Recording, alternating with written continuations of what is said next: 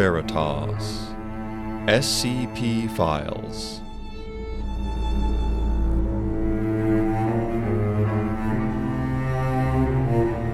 Episode 55. Happily Ever After.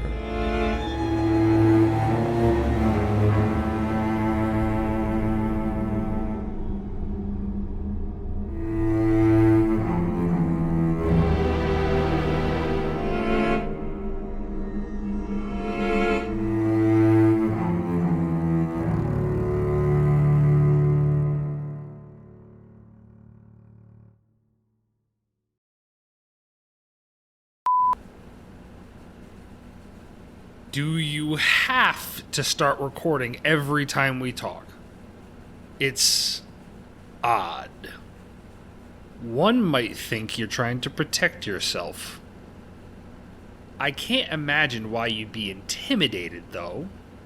We're just having a friendly chat. Aren't we? Are chats with you ever friendly? We're just following Dr. Sterling's orders. She asked for full documentation on everything that happens in the office. Then why doesn't she record our private conversations? The ones between just her and me? I don't know. I don't like this. I'm sorry? I'm not. This department is up to something. I don't know what. But you're all skulking around, following peculiar protocols, only documenting things when it suits you. Whatever this is, it's not ethical. And your fixation on ethics, anyhow, it's just a front. You're reviewing groups of interest files? Why? That has nothing to do with ethics. I'm just doing as I'm told, sir. Yes, and you've been less than useful in that. Where's Niall? That conniving eel. This stinks of him. I really don't know. He hasn't been around much since the raid. He shows up, and then he vanishes again. As I thought. Slippery, unreliable. Niall isn't here. Good thing, too. Nothing ever gets done when he is. Now, unless you've got an actual request for the ethics department, go look for him somewhere else. Try the testing labs. He likes to keep an eye on new research and containment protocol development. Notify me the moment he returns. Oh, absolutely. Top priority. I really wish he'd stop coming around. He's just trying to intimidate you. Ignore him. I'll do the talking when he's here. Thanks. Well, I guess I'll do another report. Try the Serpent's Hand ones. I imagine there's someone there you'd relate to right about now.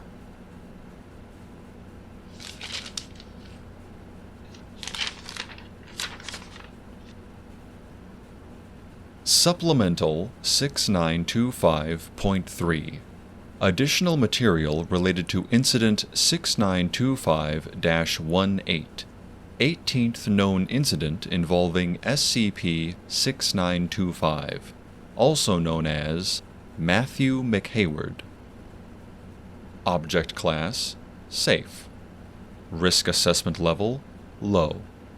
Supplemental is a letter addressed to the Foundation by Ophelia Owens, known Serpent's Hand member.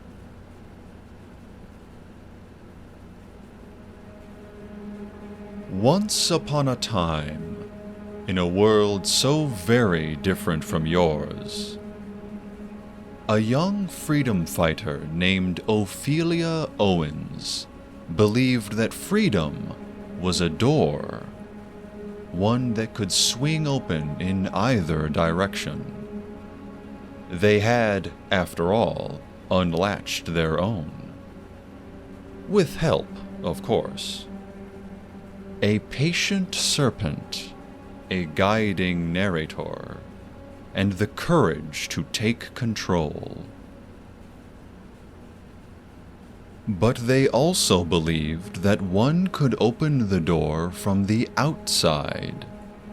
That if a soul was trapped behind glass and steel, a kind stranger could come along and turn the key, solving all the trapped soul's problems at once.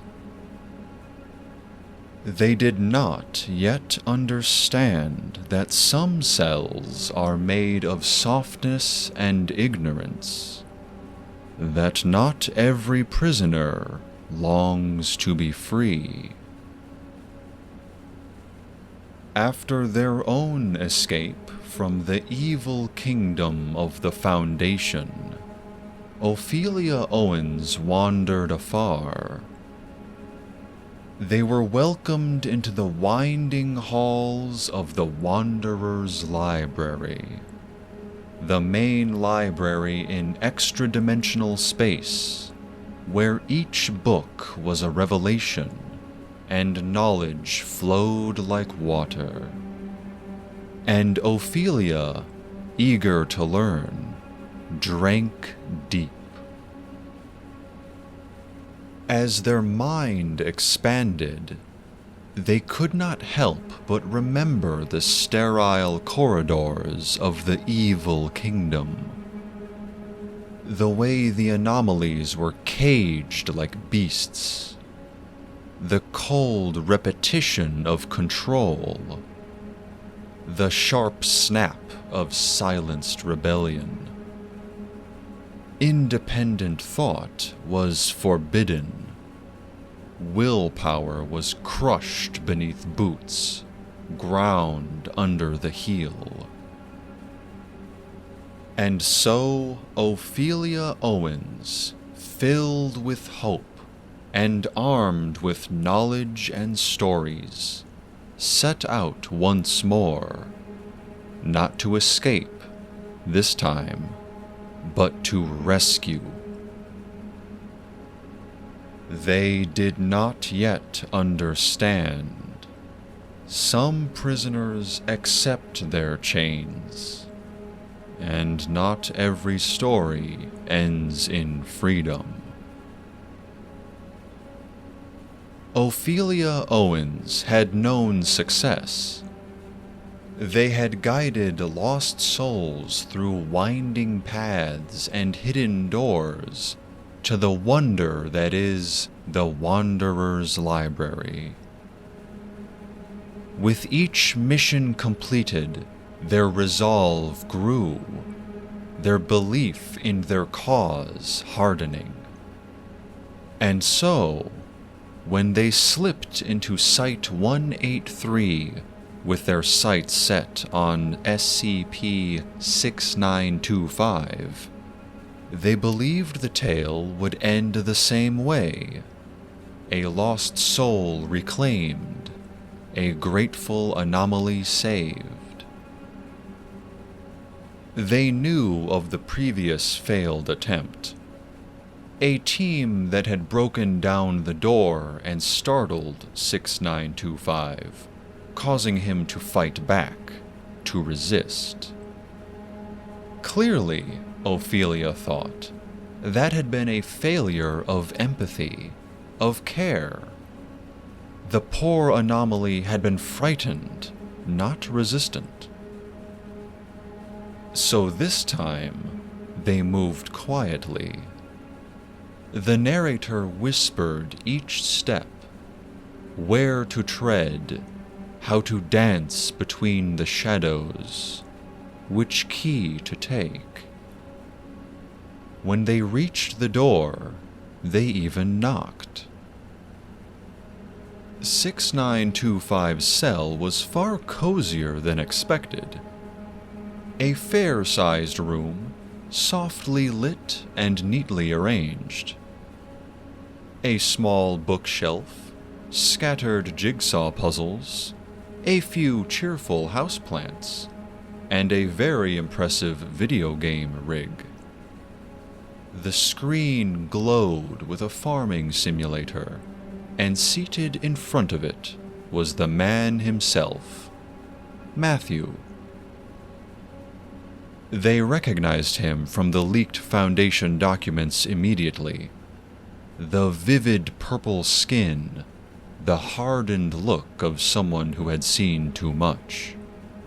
The one who resisted all visual and auditory cognitohazards the Foundation had thrown at him. Ophelia stepped forward and waved, a warm smile blooming across their face. "Hello, my name is Ophelia. I'm with the Serpent's Hand." But before the word hand had even finished leaving their lips, they saw it. The sigh. The slow, tired shake of the head. The way Matthew leaned back into his beanbag chair and rolled his eyes like a tired schoolboy listening to the last lecture of a long day. Inside their mind, the narrator whispered, "He will not come with you."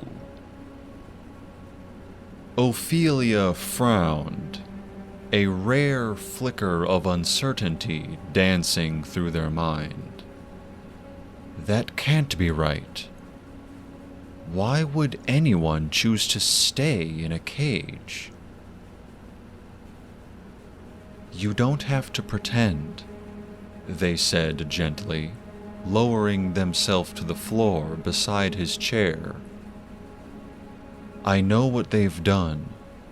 I know how they dull the mind and tame the spirit. I know the story they told you, but I've read better ones." 6925 finally paused his game.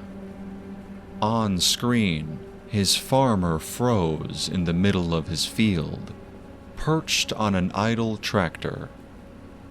He turned towards Ophelia, blinking once.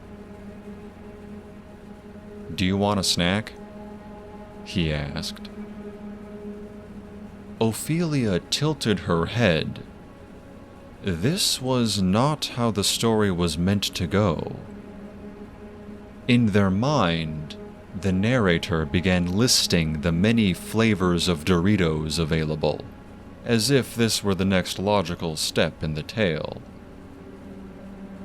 "No," they said at last. "I will not be sharing in your blindfold." 6925 shrugged. "Suit yourself," and turned his attention back to the controller. Ophelia reached out, gently placing a hand on the device to lower it. He sighed, a long, tired sound, but they did not withdraw. "They trick you with comfort," they said. "They make you believe that this is something, that it's yours. But it's only wool pulled tight over your eyes. Do you need these things? These games? The snacks? Do you love them? Or were they handed to you so you'd stop asking questions, stop demanding more? So you'd sit still and be quiet and not get in their way?" Matthew blinked at them, eyes unreadable. They pressed on, voice trembling with the weight of belief, even as the narrator whispered, "He will say no again." "You're not alone. There's a place where anomalies aren't numbers, where the doors don't lock you in. where the walls breathe and the books speak, and no one tells you who you have to be. A library vast as a dream. I've guided others there. I can guide you too. But the man in the beanbag did not stir. He did not rise. He did not cry or nod or speak with wonder. Instead, he rolled his eyes, reached for the controller, and with a small, almost apologetic motion, moved Ophelia's hand aside. The screen flickered back to life. "I'm good, thanks." Ophelia hesitated. For the first time in a long while, the narrator said nothing. Not a whisper, not a warning. Only silence. Crackling static filled their mind, drowning out all thought, all reason. "You don't mean that," they whispered. "Your past, the Chaos Insurgency, they used you. You were just a tool to them. An experiment. An artificial anomaly made to crack the Foundation's cognitohazard safeguards. You weren't a person. You were a function." They reached for his hand. He gently pulled away. "And I don't miss it," he said calmly. "I'm out. This place is different. Look, I get it. I know you think you're helping, but I like it here. I've got food, games, no yelling, no expectations, nobody telling me to wake up. I get to just exist. I don't want to go on some big philosophical journey. I just want to play my game." On the screen, his digital farmer hopped off the tractor and looked around for the next mindless task. Ophelia tried again. "These comforts, they're just painted bars. Your cage may glitter, but it's still a cage." "And you're free, is that it?" Matthew snapped, finally meeting their gaze. The narrator's voice returned, sharp, sudden. "His patience is gone." Matthew swiveled his body towards them. "You think you're free? Reading stories and crawling back into the same cages you claim to despise? Face it, you didn't come to save me. You came to play a part. The hero, the guide, the liberator. This story was never about me, was it?" The narrator returned in full, louder than ever, yelling at them to leave now, for something terrible was about to happen. They shook the voice from their mind. The narrator was wrong. 6925 was wrong. He's mistaken. He's not willing to see the truth. He's simply frightened. That must be it. He must be helped. And so Ophelia Owens reached for him, planted a hand on his arm, and began to pull him up to his feet. "Don't choose the illusion," they begged. But Matthew resisted, jerking his arm away. The motion was sharper, more sudden than they'd expected. There was a sharp slicing, and then there was blood. He cried out, the controller tumbling from his fingers, crashing against the floor. They saw red blooming from a thin, ragged gash up his forearm where their nails had caught him. It spurted across the floor in a bright red jet. For a moment, the world stood still. Even the game had paused. His voice broke the silence, pained, shocked. You hurt me." Ophelia stumbled back, eyes wide.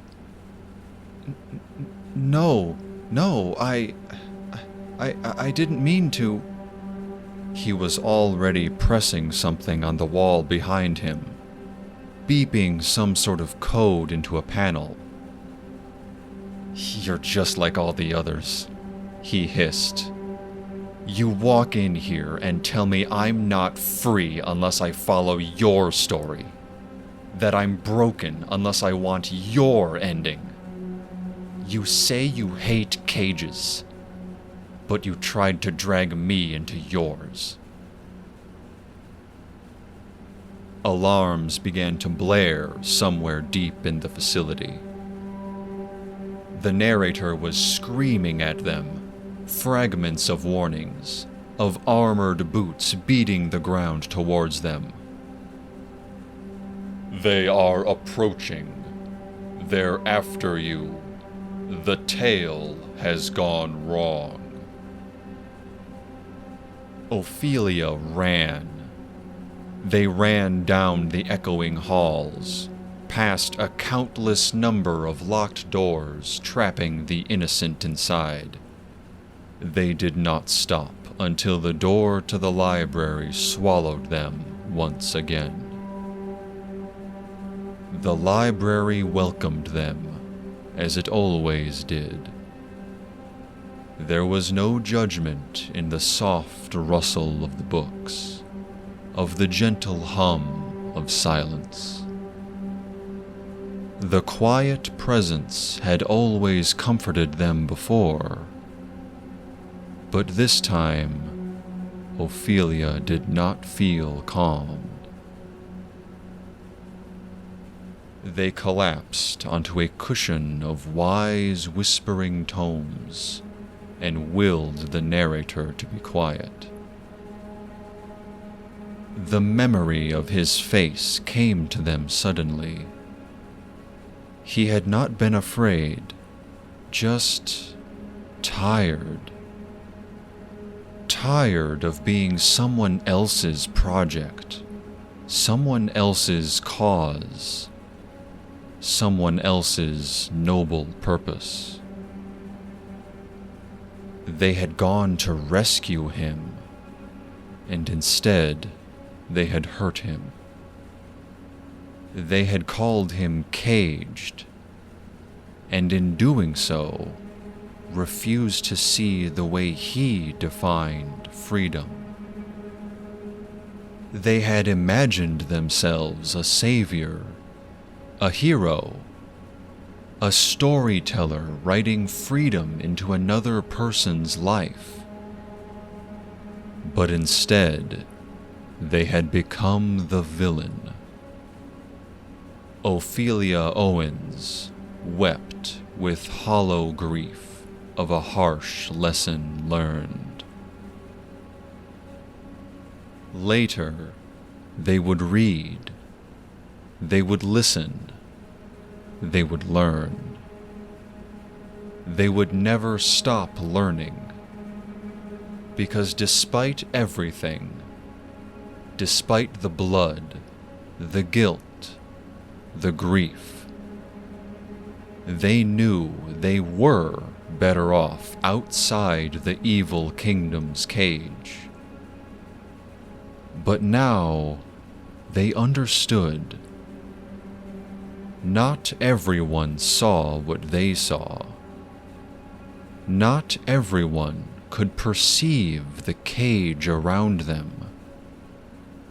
And it wasn't their place to force them to. Freedom is not a single road. It is a maze, a labyrinth, a library. You do not lead others to it. You invite them in. You make the door accessible. And you hope they choose to stay.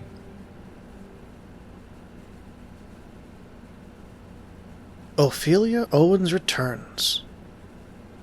Yeah, I guess they do. I'm both glad and perturbed that's the one you chose. Why's that? Because I've spent months trying to get Niall to understand that we're caged here. Trapped by rules, by roles, by expectations. Trapped by Miranda, by Seth, hell, even by the anomalies themselves. And there is a way out, but I can't make him take it. We can only hope he chooses to. Yeah. But I suppose I'm not one to complain. Out of all of us, you're the most trapped. Thanks for putting that so gently. Sorry. Direct's always been my style. But you know what I mean. Without your memories, without knowing who you were, you don't really have a reason to leave at all. Mary, your bluntness, not exactly helping. I know, but I'm not wrong. When we convince Niall to go, maybe you could come with us. He'll say three's a crowd, but hey, I'm not leaving you behind. Now with Seth watching your every move. Thanks, Mary. I appreciate that. Really.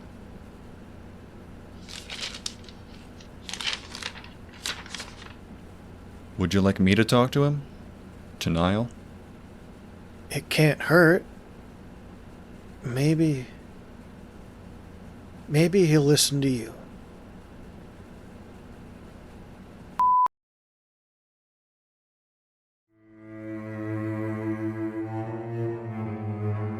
Vault Veritas SCP Files is a podcast inspired by the SCP Foundation.